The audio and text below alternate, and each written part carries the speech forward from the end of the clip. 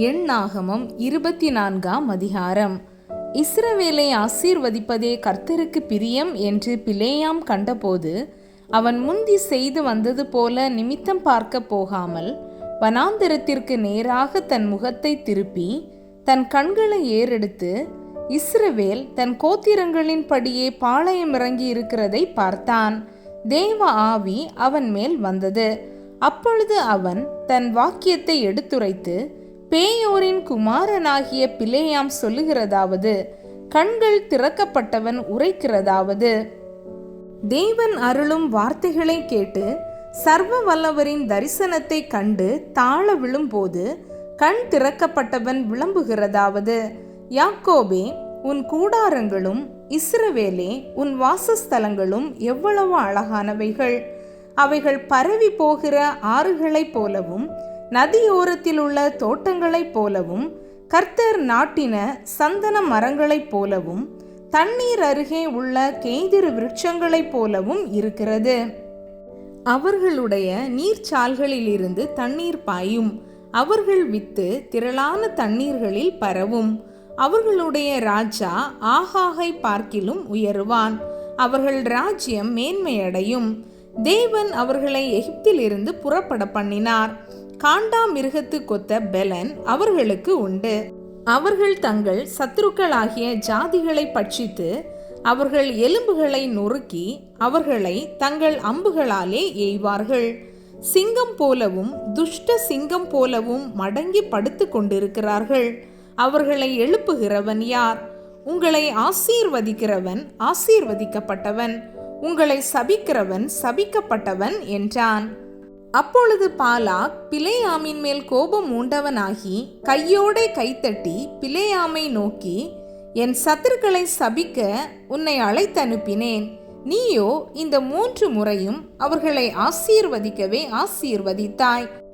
ஆகையால் உன் இடத்துக்கு ஓடிப்போ, உன்னை மிகவும் கனம் பண்ணுவேன் என்றேன். நீ கனமடையாத படிக்கு கர்த்தர் தடுத்தார் என்றான். அப்பொழுது பிலேயாம் பாலாக்கை நோக்கி, பாலாக் எனக்கு தன் வீடு நிறைய வெள்ளியும் பொன்னும் கொடுத்தாலும் நான் என் மனதாய் நன்மையாகிலும் தீமையாகிலும் செய்கிறதற்கு கர்த்தரின் கட்டளையை மீறக்கூடாது. கர்த்தர் சொல்வதையே சொல்வேன் என்று நீர் என்னிடத்திற்கு அனுப்பின ஸ்தானாபதிகளிடத்தில் நான் சொல்லவில்லையா? இதோ நான் என் ஜனத்தாரிடத்திற்கு போகிறேன். பிற்காலத்திலே இந்த ஜனங்கள் உம்முடைய ஜனங்களுக்கு செய்வது இன்னதென்று உமக்கு தெரிவிப்பேன், வாரும் என்று சொல்லி அவன் தன் வாக்கியத்தை எடுத்துரைத்து, பேயோரின் குமாரன் பிலேயாம் சொல்லுகிறதாவது, கண் திறக்கப்பட்டவன் உரைக்கிறதாவது, தேவன் அருளும் வார்த்தைகளை கேட்டு உன்னதமானவர் அளித்த அறிவை அறிந்து சர்வ வல்லவரின் தரிசனத்தை கண்டு தாழ விழும்போது கண் திறக்கப்பட்டவன் விளம்புகிறதாவது, அவரை காண்பேன், இப்பொழுது அல்ல, அவரை தரிசிப்பேன், சமீபமாய் அல்ல. ஒரு நட்சத்திரம் யாக்கோபிலிருந்து உதிக்கும், ஒரு செங்கோல் இஸ்ரவேலிலிருந்து எழும்பும். அது மோவாபின் எல்லைகளை நொறுக்கி சேத் புத்திரர் எல்லாரையும் நிர்மூலமாக்கும். ஏதோம் சுதந்திரமாகும். சேயீர் தன் சத்துருக்களுக்கு சுதந்திரமாகும். இஸ்ரவேல் பராக்கிரமம் செய்யும். யாக்கோபில் இருந்து தோன்றும் ஒருவர் ஆளுகை செய்வார், பட்டணங்களில் மீதியானவர்களை அழிப்பார் என்றான். மேலும் அவன் அமலேக்கை பார்த்து தன் வாக்கியத்தை எடுத்துரைத்து, அமலேக்கு முந்தி எழும்பினவன், ஆனாலும் அவன் முடிவில் முற்றிலும் நாசமாவான் என்றான். அன்றியும் அவன் கேனியனை பார்த்து தன் வாக்கியத்தை எடுத்துரைத்து, உன் வாசஸ்தலம் அரணிப்பானது, உன் கூட்டை கன்மலையில் கட்டினாய். ஆகிலும் கேனியன் அழிந்து போவான்.